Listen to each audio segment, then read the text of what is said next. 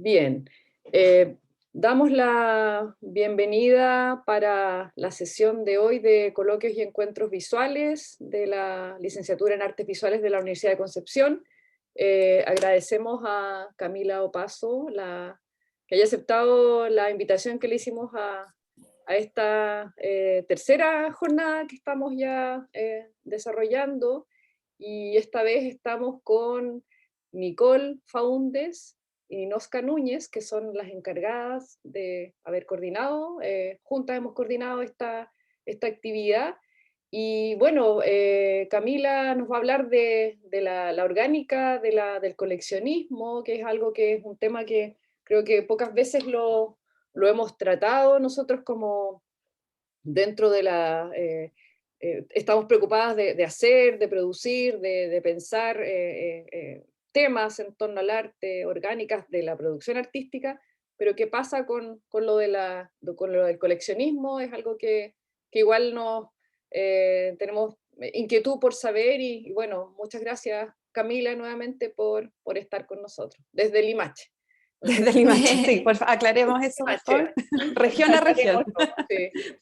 Así que, No, bueno, muchas gracias a ustedes, la verdad, para mí es un honor enorme poder conversar de nuevo contigo, Leslie, con tus alumnas, alumnos y alumnes, y también de alguna forma relacionarme con la Universidad de Conce, que es tan bien evaluada y tan respetada, ¿no? en el área de las artes visuales. Bueno, en general, pero es la que nos compete hoy día, así que gracias en verdad por considerarme para este espacio.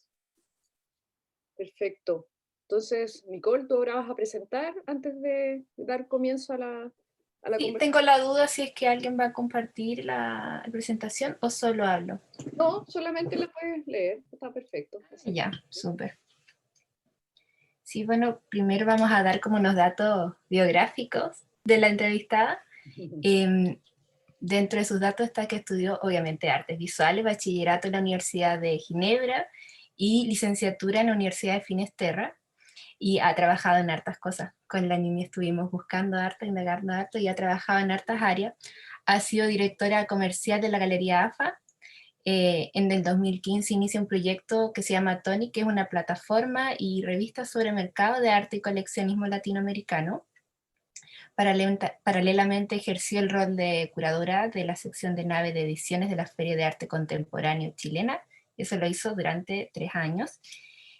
Y actualmente es la editora de la nueva revista Landi latinoamericana Nunca Duerme. Se desempeña como asesora de artistas junto con la coordinación de área de extensión de la Universidad de Finisterra.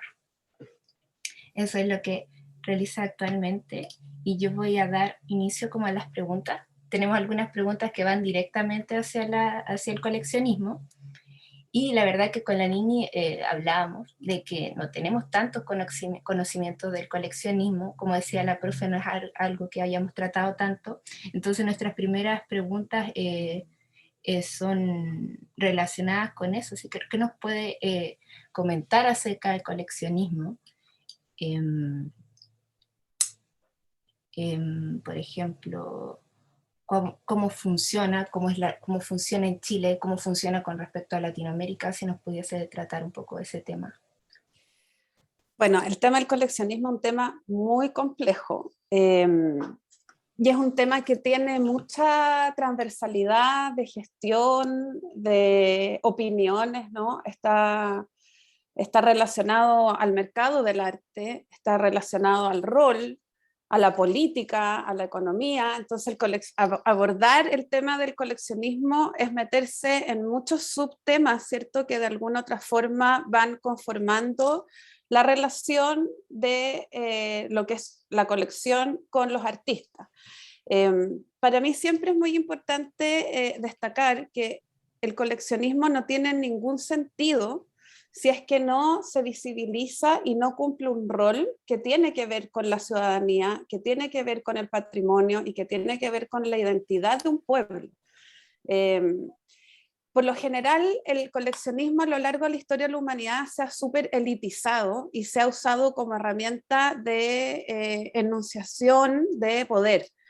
Y la verdad es que los que más sufren con esa como usurpación elítica del coleccionismo son los artistas y la identidad de una comunidad. Entonces, por lo general, cuando yo partí la revista Tonic,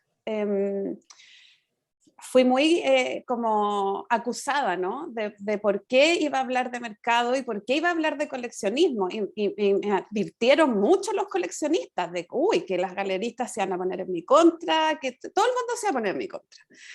Y fue un mayor impulso, ¿cierto?, para poder abordar este tema, porque hay un gran fantasma al que hay que ponerle luz, por muchas razones, pero me imagino que ustedes tienen preguntas que nos van a llevar a esos temas. Entonces, primero partir diciendo eso, ¿no?, que el coleccionismo es un concepto que tiene diferente tipo de adherencia según el segmento de la sociedad desde el que se hable. Y mi inquietud siempre ha sido tratarlo con una transversalidad lo más como honesta posible. Y entender que para mí la significancia de la colección está relacionada al patrimonio y a la identidad de un pueblo. Eso como para partir. ¿Cómo funciona en Latinoamérica? Es complejo y yo creo que la forma más adecuada de poder abordarlo es desde diferentes estadios de época, ¿no? Y también a su vez dividirlo por países y a su vez dividirlo por tipos de colecciones, ¿no? Están las colecciones públicas, las colecciones privadas, colecciones que si bien vienen de una alta burguesía responden a un rol, ¿cierto?, generando museos, visibilizaciones y mediaciones, y otras que no, colecciones que están bajo tierra y así un sinfín. Entonces el coleccionismo es un tema complejo que, como podríamos decir vulgarmente, es un choclo que hay que desgranar. ¿Y cómo funcionaría, por ejemplo, el coleccionismo con el mercado del aire? ¿Cómo se relacionan? Bueno, tienen una directa relación. El mercado del arte es un mercado extremadamente especulativo, como todos los mercados, pero tiene una solvencia que no tienen los otros mercados, que una obra de arte jamás se devalúa, jamás. En los momentos de grandes crisis en el mundo, las compras de arte crecen considerablemente y tiene que ver con eso, ¿no? Una compra inmobiliaria se devalúa, un terreno se devalúa, un auto se devalúa en términos de lo capitalizable, ¿no? En cambio, el arte tiene esa fortuna gracias al valor simbólico de que no se devalúa. Entonces, en la colección y el eje de los diferentes ejes de coleccionismo están muy estrechamente ligados al mercado por este principal factor. Hay otros factores, ¿no? Pero este principal factor. Y de ahí, bueno, se puede subyacer otros ejes, ¿no?, de investigación que tienen que ver con las colecciones que son hechas desde y para la inversión, que eso ya es netamente relación mercado primario, mercado secundario, y colecciones que son hechas con un sesgo más de patrimonio, ¿cierto? Ahí hay cierta flexibilidad en términos de la relación con el mercado. Muchas veces coleccionistas compran piezas a bajo costo que se demoran muchos años en evaluar, lo que significa ese precio, ¿cierto? Y por lo tanto el coleccionista tiene que hacer una injerencia dentro de su rol con las obras que va comprando y manejar un poco el mercado del artista que ha adquirido por un factor ideológico, ¿no? Entonces la relación es muy estrecha, es muy estrecha. Y siguiendo con este tema como del mercado, ¿cómo cree que influye en la producción artística? ¿Así cómo lo modifica? Bueno, yo creo que, a ver, déjame ordenar un poco las ideas. Mira, yo creo que hablemos de lo local, ¿no? Porque a nivel mundial podríamos estar mucho rato con esto, pero a nivel local, en los años 90, el arte sufrió, y lo digo categóricamente, con conocimiento total y absoluto a causa, sufrió un manejo total y absoluto del mercado del arte. Chile se abre al mercado internacional. Las galerías que existen en el momento empiezan a participar de ferias internacionales y por lo tanto la producción, el tipo de producción que se estaba haciendo en Chile no fue suficiente. Entonces el mercado empieza a exigir a través de las galerías a los artistas subir esa producción. Y como son cosas poco regulables y la ambición y el poder tampoco regulan siempre la ética, ¿cierto?, y la moral, se sufrió un una problemática de hiperproducción. Entonces hay muchos artistas, artistas consagrados, artistas, bueno, que son premios nacionales, artistas que no son premios nacionales, pero que tienen mucha consagración dentro de la historia y de lo que es el imaginario del arte chileno, sufren una hiperproducción.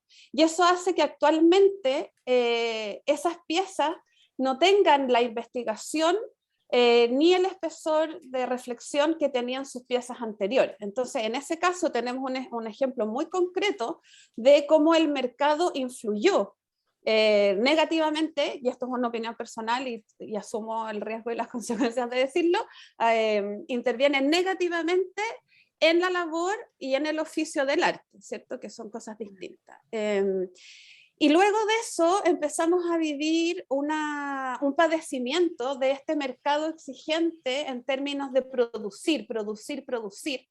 El ocio empieza a desaparecer, la reflexión, ¿cierto?, de lo que implica el oficio de las artes visuales empieza a disminuir y empezamos a tener obras, muchas obras, muchos artistas y muchas obras con poco trasfondo. Entonces la representación local en estadios internacionales también se ve mermada. Entonces merma el taller del artista, influye en el taller del artista, influye en la cabeza del artista, influye en la representación nacional e internacional del artista y también de nosotros como imagen país, por así decirlo. Suena un poco político eso, pero entendemos que queremos hablar de la identidad, ¿cierto? La identidad del arte en Chile afuera, por ejemplo, en una bienal, en una feria, en una exposición, en un proyecto independiente, lo que sea. Entonces el mercado es un arma de doble filo. El mercado influye al artista, pero el artista siempre tiene que tener mucha lucidez para poder manejarlo a él. Y esa cosa es una reflexión muy de Slavoj Žižek, ¿no?, del sociólogo, como de manejar el arma y que el arma no te maneje a ti, ¿no?, en términos del capitalismo. Entonces, ahí hay una fuerza de poder constante, ¿no?, una vinculación de poder constante entre el artista, la obra y el mercado. Camila, quería ahí como comentar o como continuar con el tema de, bueno, esto ocurre en los 90, comienzo de los 90, ¿no es cierto? Claro. Había terminado la dictadura y eso también implica, o sea, como que hay también vinculado a esta especulación o a esta sobreproducción, el también querer, claro, situar a Chile después de todo este periodo tan oscuro y donde había también como una densidad en muchos de los temas por el presente, por el contexto político que vivíamos. Y también ocurre que hay como un vaciamiento, y esto también lo comento por una investigación que nosotros hicimos justamente, que termina en los 90, donde se pierde como un sentido también Claro. empieza o sea, esta despolitización que tiene que ver con querer un poco salir de ese momento, hace que es como el hacer por hacer también, así como hagamos mucho y hagamos ahora porque terminó la dictadura y viene un periodo feliz, entre comillas. De democracia. De democracia, claro, sí. Eso en Argentina se llamó el arte rosa, ponte tú. Uh-huh. Pero es lindo cuando pasa eso, a mí me gusta mucho esa observación sociológica, que es lindo cuando pasa eso que dices tú, como de esta liberación, de esta opresión. Entonces cambiamos radicalmente nuestro imaginario, ya no tenemos el opresor supuestamente para luchar en contra de él, ¿cierto? Entonces nuestro arte, nuestra reflexión se armoniza y hacemos porque somos libres, ¿cierto?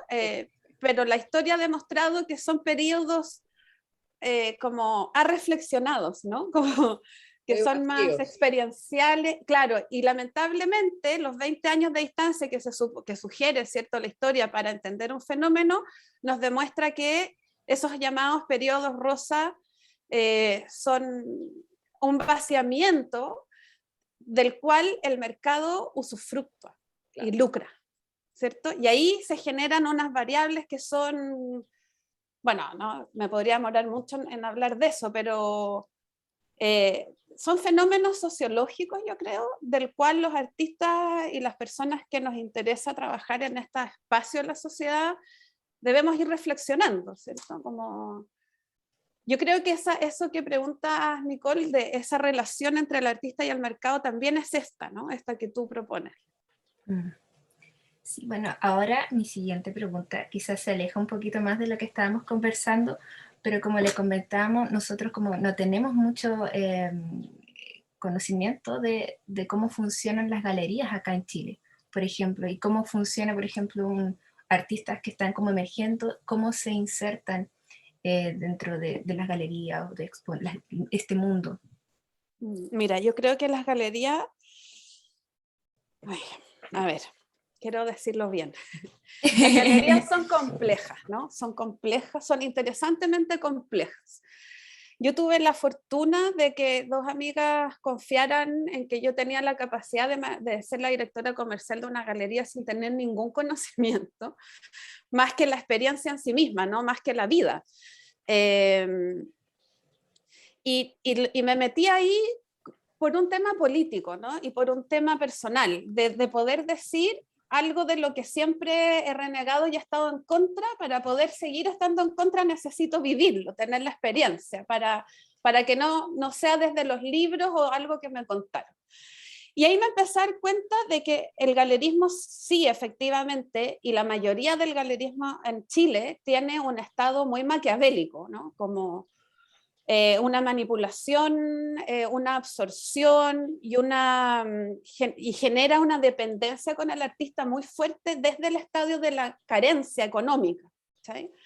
El artista siempre está, con este tipo de galerías, siempre está a merced de la voluntad, ya sea ideológica y de sistema del galerista.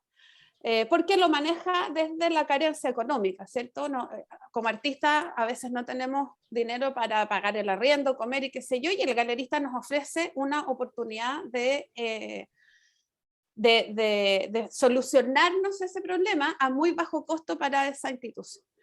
Ese es un tipo de galería. Hay otro tipo de galería que me parece extremadamente respetable, y que cuesta mucho mantener a conciencia, que tenga que ver con los límites y la honestidad, que trabaja en conjunto con el artista y trabaja en una suerte de matrimonio, ¿no? Y yo creo que hay 4 galerías o 3, me atrevería a decir, no voy a dar nombre para no hacer implicancias complejas, pero que funcionan desde ese lugar. Y cuando la relación entre el galerista y el artista es mancomunada, ¿cierto? Es una buena sociedad y se trabaja desde partes iguales, con compromisos iguales, funciona muy bien el rol de la galería. Y el rol de la galería tiene que ver, sin duda, que con un aspecto comercial, pero honesto, ¿no? Tiene que ver con facilitar medios para la producción de la obra, facilitar medios para la reflexión de la obra, facilitar medios para la distribución e internacionalización, exhibición y publicación de la obra. Todos esos aspectos los tiene que comprender una galería y los tiene que resolver en conjunto con el artista. O sea, no funciona la relación cuando el artista llega a uno en la galería y te dice, oye, no me he vendido nada. ¿Cuál es la diferencia en esa pregunta con alguien que vende una prenda de ropa? Ninguna, ¿cierto? Entonces, la relación entre el artista y la galería hace que la galería funcione de una u de otra forma. Y yo creo que el rol de las galerías es muy importante. Por ejemplo, hay un ejemplo, valga la redundancia, hay un ejemplo muy interesante, que es lo que hizo Galería AFA en su momento con el trabajo de Paz Errázuriz, ¿no? Esto de agarrar todo el cuerpo de obra lo más posible, ordenar todas las series, dividirlas en las piezas que son vintage, de las que son... Uy, no se escucha.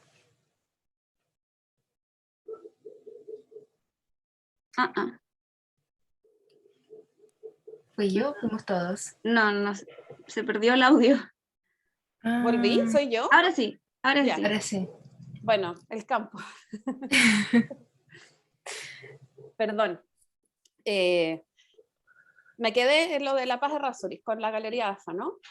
Sí. Entonces, se ordena todo ese trabajo. Un ejemplo concreto, por ejemplo, la serie La manzana de Adán, es que se clasifican la serie A, la serie B, la serie C, se empiezan a vender las series, hay un coleccionista que compra la serie A, la primera edición de la serie A de La manzana de Adán, y después de un tiempo la dona a la Tate.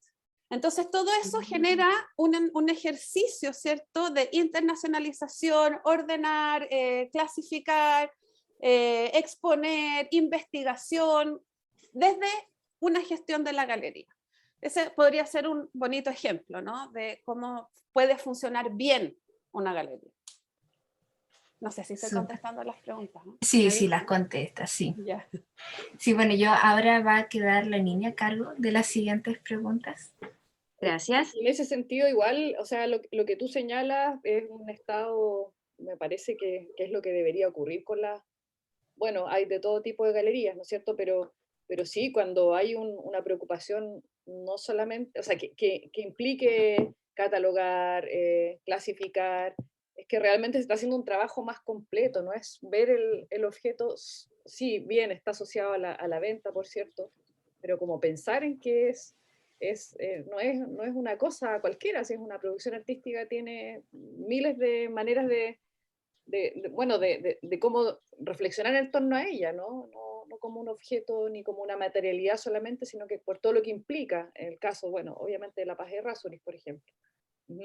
Claro, yo creo que eso es interesante porque diferencia en dos categorías las galerías, las que trabajan por ideología y por lo tanto las galeristas o los galeristas tienen una inquietud real y honesta con el estadio del arte, ¿cierto? Y las que trabajan solo desde y para el mercado. Y eso al final siempre cae por su propio peso porque las reflexiones son muy distintas. Sí, con respecto a eso, y antes de continuar con las preguntas, ¿cómo entra entonces un artista joven a estas galerías? Ya entendemos que hay como dos tipos, ¿cierto? Como las buenas, por decirlo así, y las que tienen otros fines. Quizás un poco fea la palabra. Pero entonces, ¿qué posibilidad tiene un artista joven, quizás que solo ha hecho una exposición o que no ha participado en muchos eventos, que una galería lo considere o la considere? Mira, yo creo que, a ver, hay varios factores. Primero, yo creo que a lo mejor va a sonar muy mal, perdona Leslie lo que voy a decir, pero yo creo que ya no es el tiempo de que los artistas y las artistas consideren que su trabajo tiene una validez solo desde la galería y la exhibición en la galería. Yo creo que afortunadamente el estallido social, la revuelta, nos ha hecho entender y ha puesto en jaque esa parte del sistema, por una parte. Entonces, esa preocupación del artista emergente de entrar al galerismo, yo creo que ahora es mutable, ¿cierto? Ahora cambió. Hay otras formas de exhibir las reflexiones que tenemos.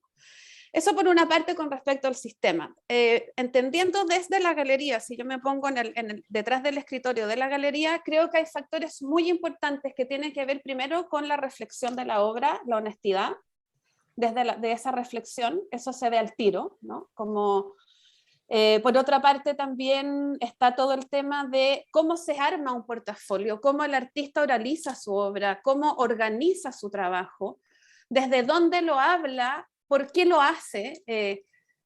Yo confieso que varias veces he votado portafolios porque no tienen una gran reflexión o no son capaces de reconocer cuál es esa hebra, ¿cierto?, identitaria que les hace trabajar en el área del arte, que es un área compleja. O sea, uno dice, ¿por qué trabajo aquí?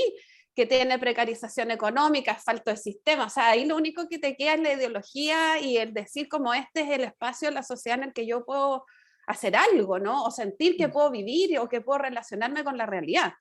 Cuando eso no se ve en un portafolio, es complejo que un galerista o una galerista enganche, ¿cierto? Como, igual yo creo que hay una pulsión inicial, como eso que dice Barthes del punctum, yo creo que sucede entre la galerista y la obra, cuando son galerías, entendemos, ¿no?, que tienen todo esto otro maravilloso que les comenté.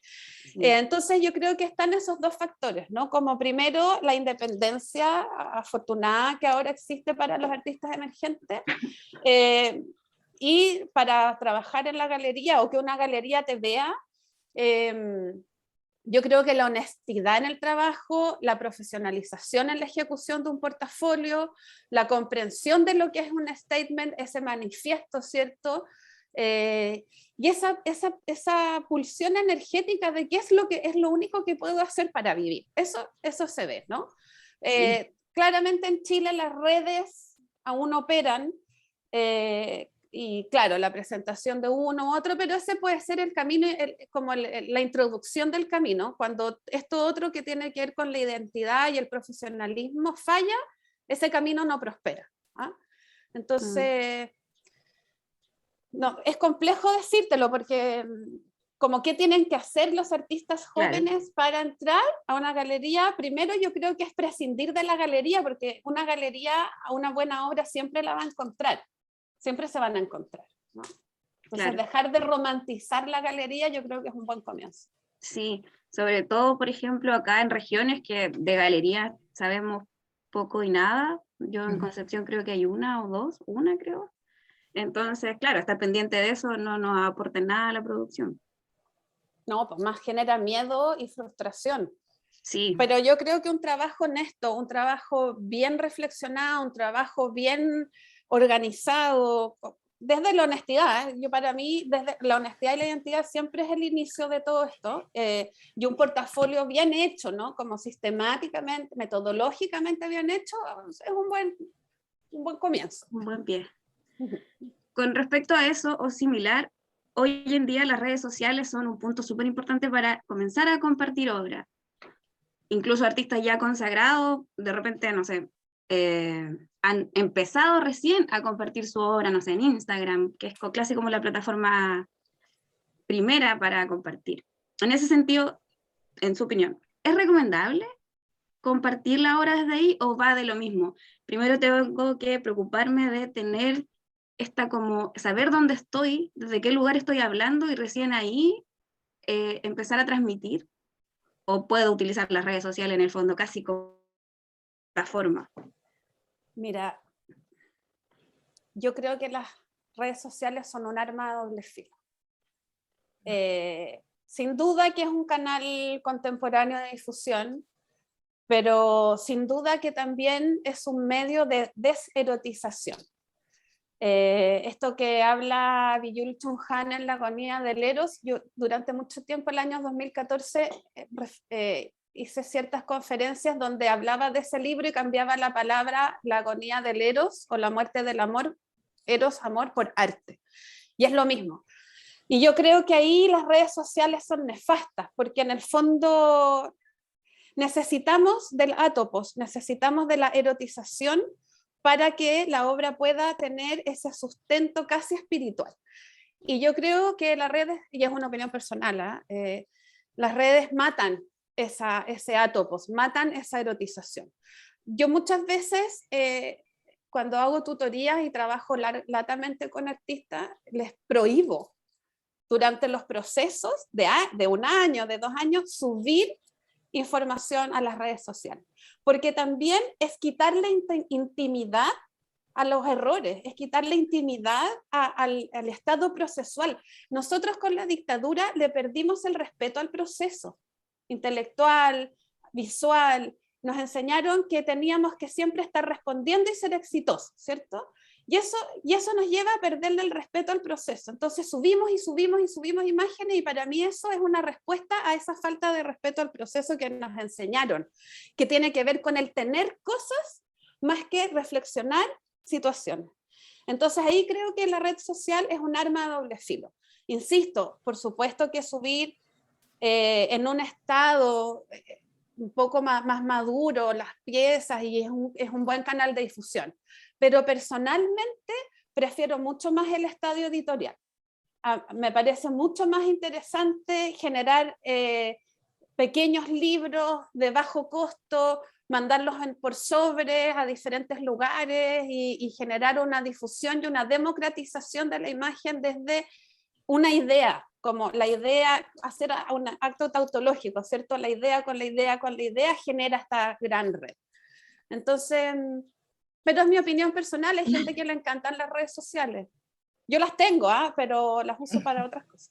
Sí, igual deja que pensar porque en el fondo, aunque no queramos, se nos hace costumbre compartir. Y claro, y como constantemente, al menos nosotros que todavía estamos en la carrera y estamos casi por salir, ¿qué es lo que estamos haciendo diariamente? Casi nuestro proceso. Entonces, esto va bien, ya lo subo y lo comparto. Entonces igual deja que pensar y analizar un poquito más desde dónde estamos compartiendo y por qué en realidad lo estamos haciendo.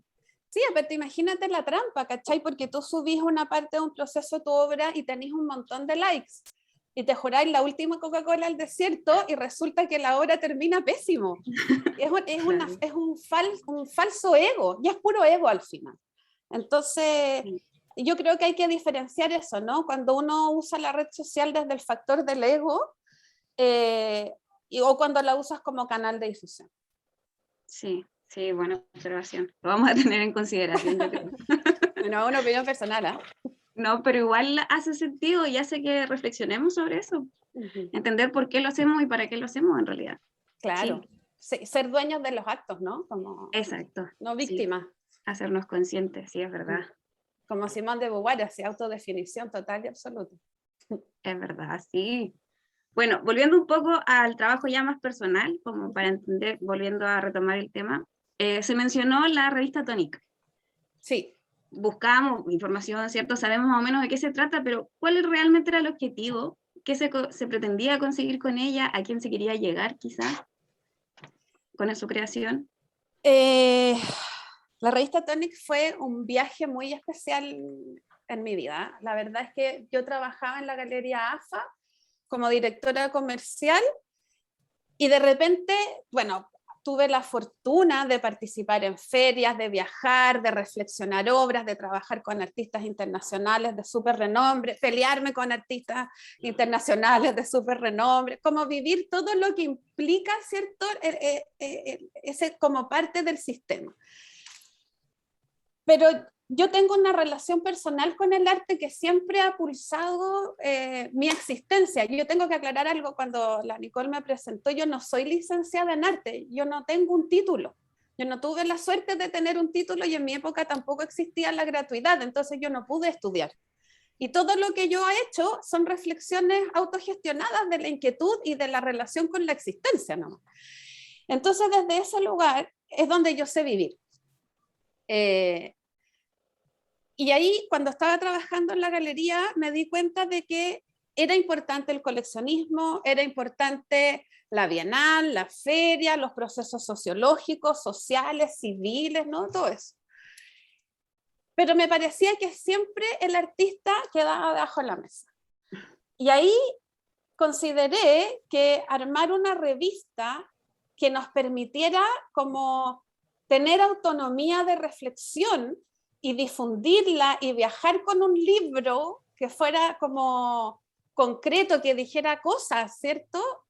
Y que también acercara al artista y al mercado, ¿cachai? Como esa cosa tan comercial y qué sé yo, los acercara para que el artista tuviera autonomía, poder de decisión, información. Pasaba mucho de que un artista vendía en su taller una pieza en 1.000 pesos y a los 15 días se estaba vendiendo en 15.000 y a los 20 años se estaba subastando en no sé cuántos millones de dólares y el artista seguía con la misma cuenta impaga del agua, ¿cachai? Entonces era como, ¿por qué pasa esto? Como, ¿cómo es esta situación? Y ahí se me ocurrió armar Revista Tonic. Un día así me desperté y fue como, puede ser un artista. Y tuve dos amigas que, igual de locas que yo, que creyeron en el proyecto en una primera etapa. Armamos esta idea de los gráficos. No sé si la... A ver, espérate, te voy a mostrar un poco. Tengo aquí, como me dieron bibliografía, tengo todos los libros acá. Genial. Bueno, mira, dividimos la carrera, bueno, está el espacio de la curatoría, el museo, hay publicaciones nacionales, internacionales, el mercado, todo, ¿no? Como todo lo que considerábamos que era parte del eje que había que hacer. Pero por lo que más nos odiaron fue por esto, porque dividimos a los artistas como las maratones, entonces estaban los 5K, que eran los artistas emergentes, los 21K, que eran artistas de mediana carrera, y los 42K, que eran artistas así, tipo en ¿no? Ana Mendieta, ¿sí? Entonces generábamos una presentación del artista con su statement. Todo esto tiene derechos de autor y cosas. Mostrábamos la obra, una pequeña biografía, y después empezábamos a hacer gráficos. Y los artistas como, ¿qué? Me están haciendo gráficos. Y era como, oye, pero si es en beneficio de ti, porque en el fondo ponemos en valor si te tomaste un año sabático para leer, en valor simbólico, ¿no? Ponemos en valor las revistas que te han publicado, los libros donde están, las investigaciones curatoriales, todo lo que el mercado no veía, ¿cachai? El mercado veía la curva ascendente del dinero. Claro. Pero ¿cómo pasaba eso? Entonces la idea de Tonic era un poco ponerle luz al fantasma, ¿cachai? Decir, ya, así funciona, esto es, pero ¿cómo reorganizamos esta información? Obviamente todo esto fue antes del estallido. Y era lindo eso de pensar esa cosa como bien Torres García, aparte desde Chile hacia Latinoamérica, y empezamos a viajar a ferias, y afuera encantaba, y quedaban las revistas en los museos, en los proyectos de amigos, en galerías y qué sé yo. Y siempre estaba esa sensación también de la región latinoamericana, ¿cierto? Como exotizada por el mercado, exotizada por la colección europea, esa exotización de la que somos víctimas. Y si somos mujeres más todavía, ¿cachai? Como una mujer chilena, latinoamericana, o sea, era una cosa así como... Entonces tenías dos factores, ¿no? Como la reflexión y ponerle luz al fantasma, y la visibilización del arte latinoamericano. Sí, ¿y tuvo mejor recepción en Chile o en el resto de Latinoamérica? En Chile al principio fue raro, ¿no? Como creían que estábamos locas, igual unas mini amenazas, así como... Pero después de a poco la gente le interesó, y la gente se interesó en esta idea de que coleccionar, como que todos coleccionamos al final, algo, ¿no? Desde el póster de Michael Jackson de cuando éramos jóvenes, ¿cachai? Siempre coleccionamos cosas. Entonces al principio fue resquemoroso, y después se fue alivianando esa idea. También era importante entender que había que abrir, la gente con dinero tenía una responsabilidad al adquirir obras, ¿no? Es importante, bueno, se supone, que si tú tienes un poder adquisitivo, también generes una sinergia en este espacio de la sociedad que es el arte, ¿cierto? No desde el producto, sino desde la responsabilidad. Y en Latinoamérica fue más, Argentina fue mucho más como abierto todo, y todos querían colaborar, y era mucho más como fácil trabajar. Claro. Pero pasó algo muy bonito, que Brasil, Argentina, Colombia, Uruguay, se generó una hermandad entre las personas que colaboraban, y fue interesante el proceso, fue interesante. Y ya se nota que con Tonic hay un cariño especial, pero ¿hay otros proyectos o trabajos que hayan marcado o que consideres como más relevantes durante tu trayectoria? No, sería injusto. Yo quiero ser siempre muy respetuosa de todas las experiencias que he vivido, porque mi vida son puras experiencias, entonces no podría decir algo así. Sería injusto con las otras cosas. Todo ha brindado algo, todo ha aportado, me imagino. Es que uno es la suma de su historia, Claro. ¿no? Como... Sí, es verdad. Sí. Y bueno, ya que se mencionó la pandemia hace poco, obviamente todos los movimientos sociales que han habido ha cambiado el contexto completamente. ¿Cómo ha cambiado tu trabajo? Y bueno, y en general quizás también ha influido en el tema del mercado, no lo sé, pero tanto personalmente como ya sea nacionalmente, el arte ha cambiado durante estos movimientos, la revuelta, el movimiento feminista, la pandemia, etc. Uy, yo creo que afortunadamente lo ha cambiado todo. Todavía no lo podemos ver, pero lo ha cambiado todo. O sea, desde lo más importante, que es la recolectivización del trabajo. La historia cuenta que antes de la dictadura el colectivo era súper importante, la multidisciplinariedad era súper importante, la colaboración emocional, espiritual y intelectual entre los diferentes como áreas de la sociedad. Y eso se murió. Y se murió por muchos años, y yo creo que recién después del 18 de octubre del 2019 se retoma esa idea del colectivo. En mi caso particular, ponte tú como fotógrafa, parte desde la necesidad de seguridad en la calle, ¿cachai? Y armamos un grupo que primero fueron las FOI, después que eran las fotógrafas organizadas independientes, después derivó en lo que ahora somos comunicadoras a la calle, que hay mujeres fotógrafas de diferentes ciudades de Chile, y ese trabajo colectivo cambian los proyectos, cambian las reflexiones, cambian las sinergias. Entonces, en el espacio del arte yo creo que hay una transformación total, que todavía estamos en este movimiento porque no se ha acabado y yo creo que no se va a acabar pronto, pero creo que el principal eje es la recolectivización del área. Y después creo que hay un factor importante, por ejemplo, en mi trabajo en la universidad o en la gestión, que tiene que ver con la pandemia, que de alguna u otra forma nos obligó a transversalizar y democratizar todo lo que es la gestión. Ya no es como, ya un seminario no puede costar 200.000 pesos y quedar en una comuna súper cómoda de difícil acceso. No, ahora tiene que costar 20 lucas y tiene que llegar a gente de regiones. Entonces yo creo que todo eso cambió.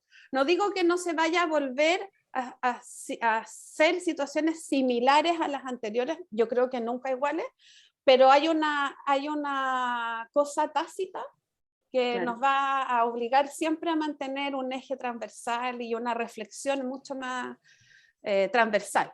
Como decía la Leticia Caro, que es dirigente de los pueblos cahuéscar, como ya no es interculturalidad, sino que es intraculturalidad. Y yo creo que eso es algo muy importante mantener aquí así en la cabeza. Entonces cambió el sistema, todo. Sí, y se mantendrá en la pregunta, pero yo creo que es difícil como retroceder tanto. O sea, ahora uno tiene acceso a muchas cosas, muchas charlas que quizá antes tenía que viajar a Santiago para acceder, o tenía que moverme mucho, y ahora en realidad las charlas son, sobre todo el año pasado, me acuerdo el año pasado, todos los días había una charla interesante a la cual uno se quería conectar. Entonces fue un cambio grande. Sí, yo creo que es importante y yo creo que tenemos una responsabilidad como artistas y como gestoras de exigir la permanencia, ¿no? De eso. Nos podemos olvidar de todo esto y yo creo que hay una cosa que depende de nosotras de estar siempre entendiendo que hay algo que se modificó y mantener el para siempre. ¿Sí? Sí, es verdad. Y bueno, hablamos de Tonic y se mencionó la biografía Land, la nueva revista. Sí, que está en proceso. Está en proceso. ¿Va a ir por el mismo sentido? No. ¿Solo una idea completamente diferente? Land, bueno, tengo una amiga que siempre me reclama que por qué le puse LAND, que es un acrónimo de Latinoamérica Nunca Duerme. LAND es un proyecto político, absolutamente político, de difusión de resistencia a Latinoamérica, desde las artes visuales, desde la música del cine, desde otro lugar. Ya no tiene que ver con el mercado. Siento que ese trabajo, esa investigación, ya le pusimos una ampolleta y hay otros grupos en Santiago sobre todo que se hicieron muy responsables y les encanta esto, el coleccionismo y las membresías y todas esas cosas, ¿no? Y de alguna otra forma ya hay una orgánica, por lo menos en la capital, ¿cierto?, que funciona con eso. Land, no, Land es otra cosa. Es como... Cuando digo político me refiero a la polis, ¿no? A cómo se conforman los diferentes lugares de Latinoamérica y trabajan. Es como la visibilización de los palenques colombianos, la visibilización de las artistas de la selva brasilera. Es otra reflexión, es un proyecto netamente político y de resistencia latinoamericana como región, ¿no? Que tenemos una cosa orgánica súper de nuestros pueblos originarios que nos hace mantenernos en un estadio de resistencia, de muchas cosas, ¿no? Como ya sea del mercado, política, de las instituciones, todo lo que ya sabemos de algunas. Eso es un proyecto distinto. Vamos a estar atentas entonces, porque está en proceso. Está en proceso, sí. Ya. Sí. Y bueno, como decíamos al principio, nuestro conocimiento sobre coleccionismo era poquito, por lo tanto nos gustaría algunas recomendaciones, películas, documentales, libros, bibliografía, lo que sea como para conocer un poquito más. Bueno, de películas, hay una película que está, espero que todavía esté en Netflix, Argentina, que es una comedia divertidísima, pero de una ironía muy inteligente con respecto al coleccionismo y al mercado del arte, que se llama Mi Gran Obra Maestra. Se las recomiendo así total. Una cosa más concreta del mercado es un documental que se llama La burbuja del arte contemporáneo o La gran burbuja del arte contemporáneo. Yeah. Les recomiendo, yo no soy ahora muy fan de ella, ¿no? Pero en un tiempo sí, la investigué harto. Ver entrevistas y videos de Evelina Lesper, es muy radical en su postura, pero es interesante porque uno necesita como poner en tensión las ideas de uno con todas las posibilidades, ¿cierto? Con todos los polos. Hay otro documental que estaba revisitando hoy día que no es excelente, pero es interesante, o sea, no es un documental que te vuela la cabeza, pero es interesante, que se llama Made You Look, que es sobre las falsificaciones del arte del expresionismo abstracto americano. Después, en relación a libros, bueno, yo no estudio solo desde libros de mercado, tengo este de Jacob Cohan, que es El lenguaje del arte. Byung-Chul Han, esto es muy interesante como un fenómeno casi de Perec, ¿no? De cambiar una palabra por otra y ver el ejercicio y el resultado, que es la agonía del Eros. Está La supermodelo y la caja de brillo, esto ya es mercado así concretamente. Andrea Yunta, cuando empieza el arte contemporáneo. Andrea Yunta, escribir las imágenes, ensayos sobre arte argentino y latinoamericano.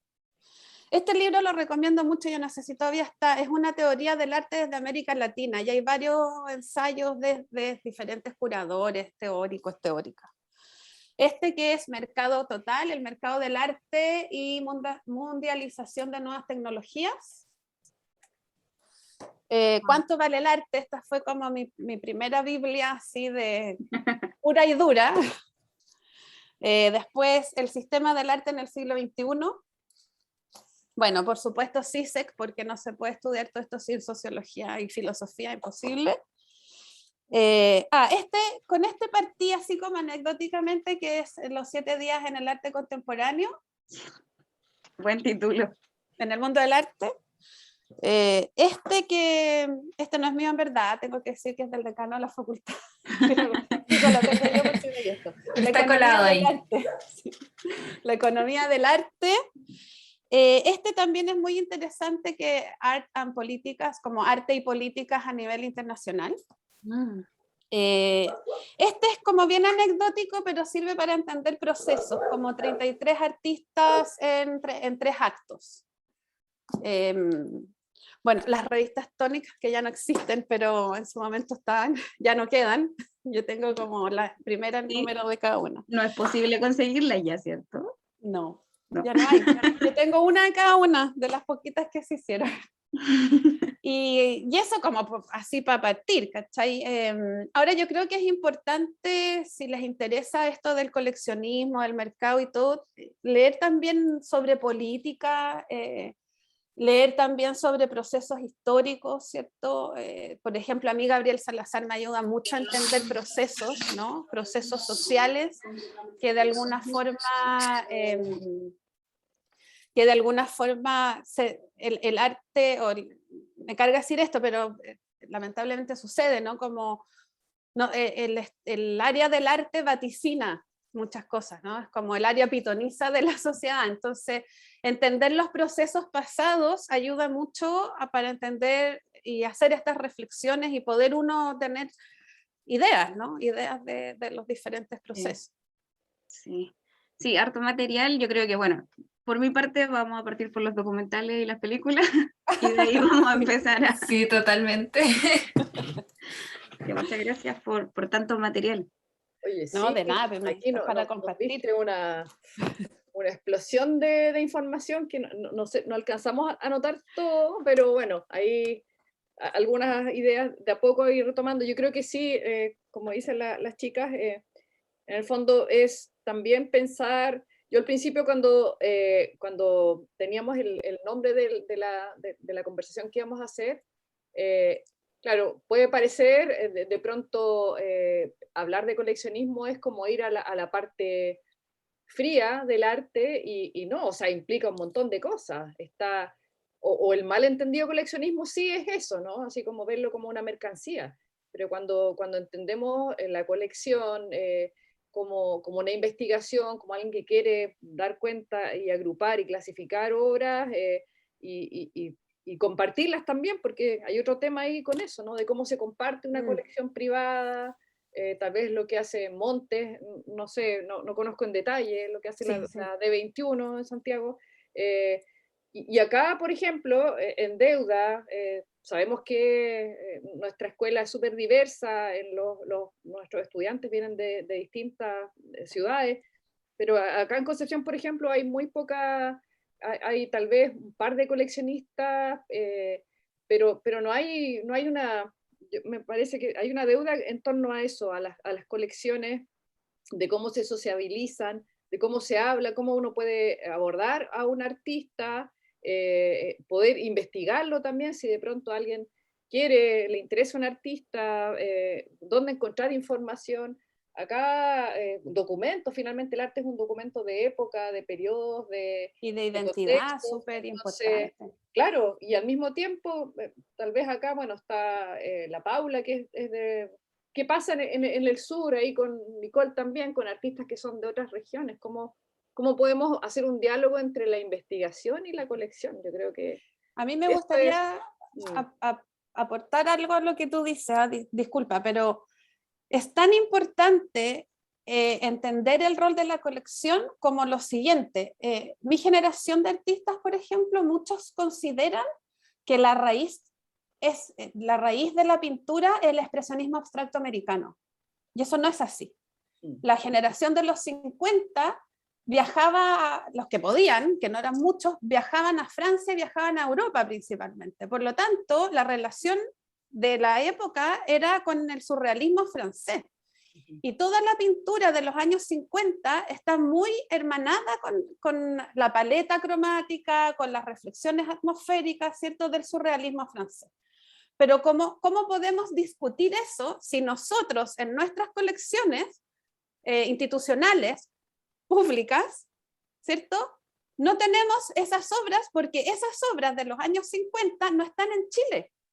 Entonces, si yo el día de mañana tengo una nieta o un nieto o nieta que quiera, ¿cierto?, trabajar la identidad pictórica, no va a tener cómo encontrar los ejes, ¿cierto?, para iniciar su investigación, porque la mayoría de las piezas, no digo que no hayan, pero la mayoría de las piezas no están acá. Y si están acá, están en colecciones cerradas. Entonces hay una crisis identitaria. Entonces tenemos muchos artistas de mi generación haciendo un arte con una paleta media extraña, que uno dice como, no me siento, no tengo una identificación como genético-espiritual con eso, claro, porque la raíz que toman es un accidente en los años 80 en la Universidad de Chile, ¿cachai?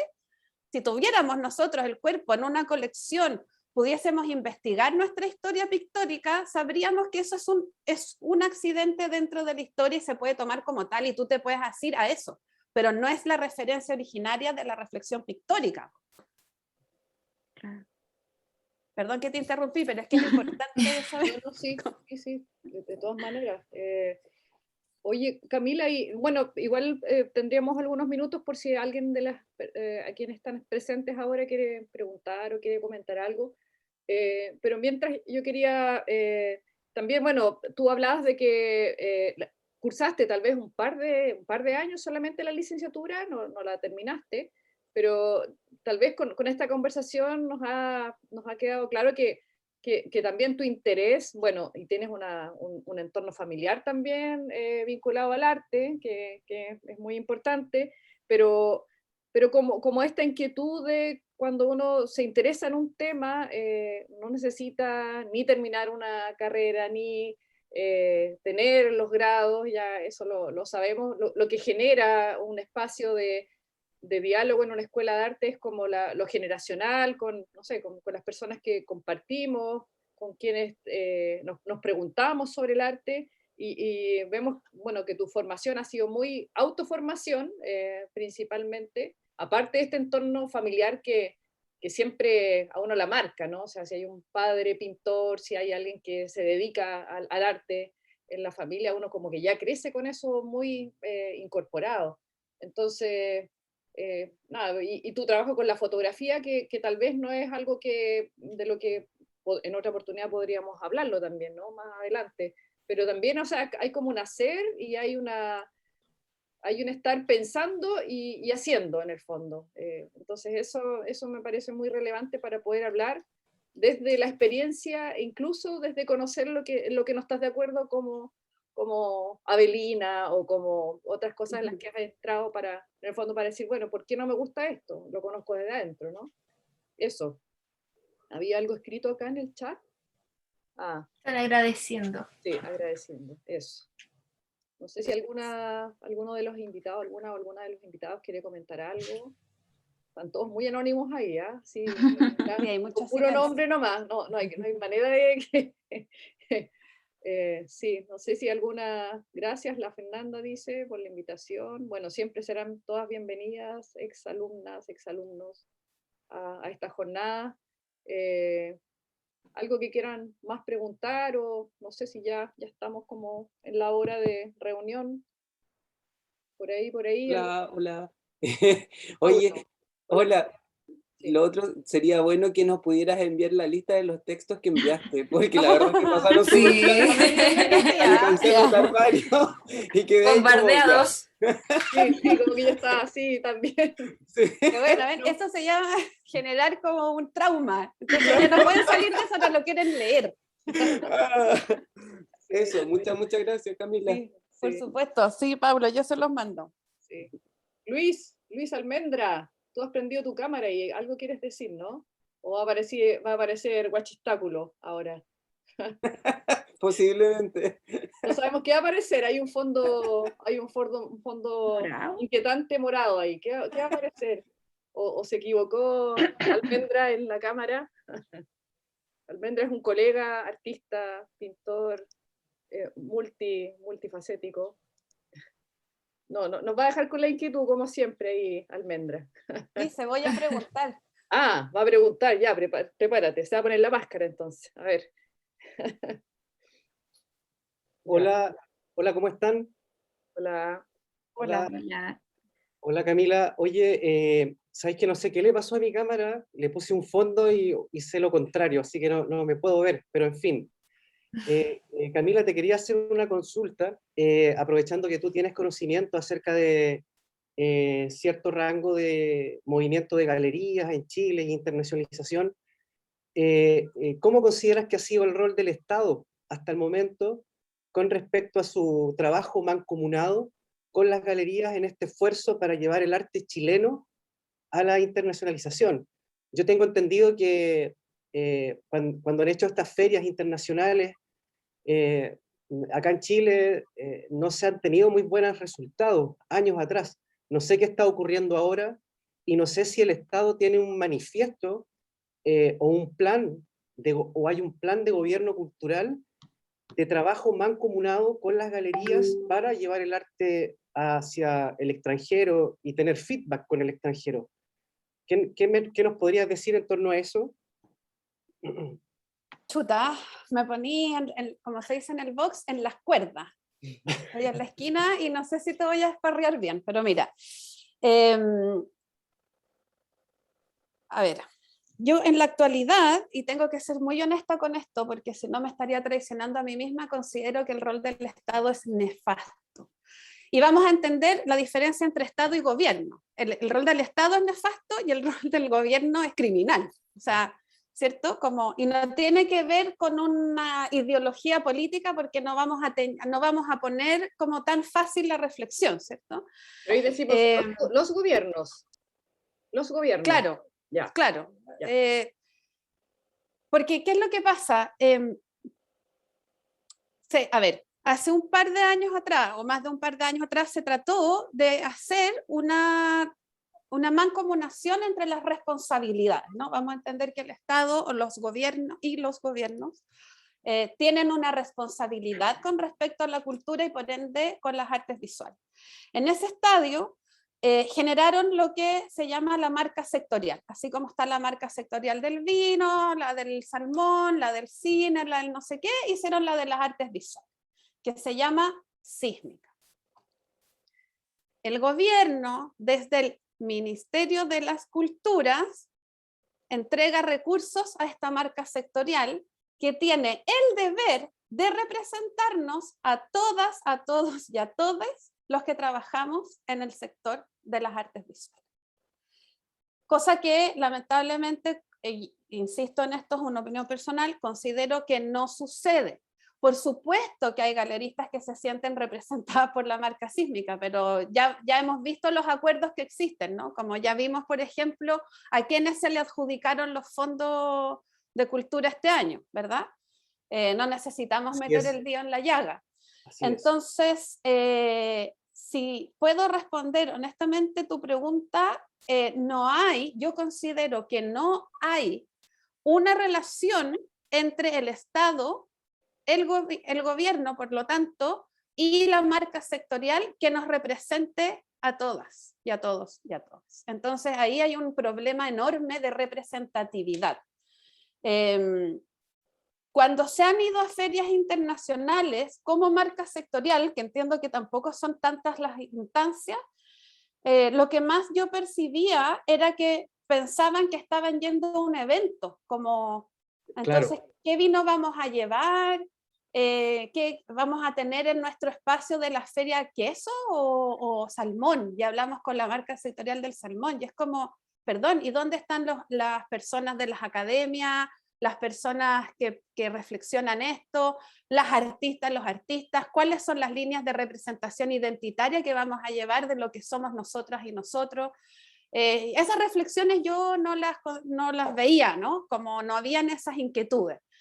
Entonces, si tú me preguntas si hay una vinculación que nos representa y que por lo tanto de forma internacional se puede visibilizar el arte visual de Chile, yo considero que no.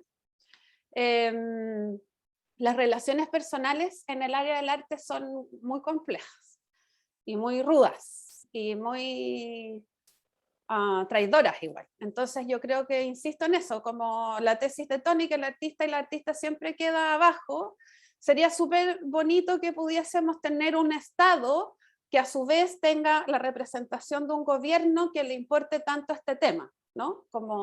Pero que le importe en serio, ¿no? Que le importe como transregionalmente, intraculturalmente, donde las naciones originarias sientan pertenencia, ¿cierto? Con los recursos del Estado, por lo tanto con el gobierno que los aplica, y eso es algo que no pasa, ¿no?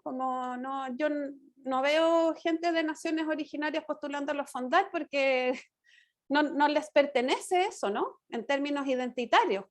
Entonces yo creo que hay un problema muy grande ahí que resolver.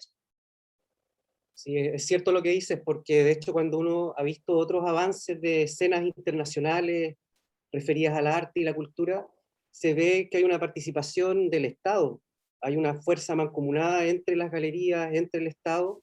A nivel histórico hay grandes ejemplos en México o en Brasil, de cómo se han instalado artistas por todo el mundo que están en bienales, pero han sido también con este esfuerzo con estos planes de gobierno también. Y yo creo que, claro, hay gente idónea trabajando en ciertos sectores del gobierno que hace que estos puentes entre galerías y Estado se logren concretar. Y justo, sí, pues, a mí me llama la atención eso de Chile, de tantos años que han pasado. Imagínate, llevamos con 30 años de, entre comillas, democracia, y todavía eso pareciera que está ahí como que no se logran generar todavía esos puentes entre galerías, Estado y cosas por el estilo. Sí, y es complejo porque piensa que las galerías, la mayoría, ponte tú, postulas fondos para financiar cosas que con el sistema comercial que ellas tienen deberían de financiar. Yo pienso que sería mucho más interesante si las galerías postularan a fondos para financiar, por ejemplo, procesos de obra de artistas que no tienen los recursos, ¿cierto?, para poder mantenerse 1 año y medio, 2 años investigando, para luego internacionalizar ese trabajo, exponerlo afuera, llevarlo a ferias, generar vínculos con curadores y curadoras internacionales, hacer la cadena, ¿no? Entonces ahí está el quiebre, las galerías quieren seguir usufructuando del dinero de todas y de todos para un beneficio comercial y no intelectual y ideológico. Yo creo que ahí hay un problema como casi ético, ¿no? Como de entender por qué hacemos lo que hacemos. Entonces sería súper que pudiésemos trabajar organizadamente en que el Estado reconstituya su idea de qué es lo que es la cultura desde un espacio entitario para que el gobierno que asuma pueda ser como el ejecutivo de esa idea estatal, ¿no? Como, no sé si es muy complejo lo que dije, pero estoy tratando de ser más Muchas gracias por la respuesta, igual se entiende y también me quedan más claros también estos vacíos. Gracias a ti, Luis. Lamentablemente no me puedo ver, no sé qué le hice a la cámara, le puse un filtro morado. Sí, ahora sí nos conocemos, te voy a ver morado. Oye, bueno, yo creo que ya estamos en nuestra hora de conversación. Salieron muchos otros temas y quedan muchos otros también pendientes, así que bueno, nuevamente agradecerte, Camila, por estar con nosotros acá, por abrir este diálogo, y a Ninoska y a Nicole también aquí, nuevamente ya estamos terminando hemos tenido muy buenas, no sé si es muy enlodador, enlodación, pero es que en el fondo no, enlodación nada que ver, o sea que hemos tenido buenas jornadas de conversación, creo que nos sacan de nuestro esquema habitual y de pensar más allá, ya estando como con una pata afuera de la universidad, en el caso de ellas, que les va a tocar como la vida en la calle, ¿no? Entonces es muy importante como empezar a hablar de estos temas y pensar a dialogarlos con las inquietudes que nos van a empezar a surgir, que aún las hemos tenido como dentro de esta burbuja que es una academia aún. Así que eso, ¿ya? Muchas gracias a todos y a todas por estar acá, y aquí seguiremos en contacto, Camila, ¿ya? Muchas gracias. Muchas gracias a ustedes. Muchas gracias. Disfrute el Limache.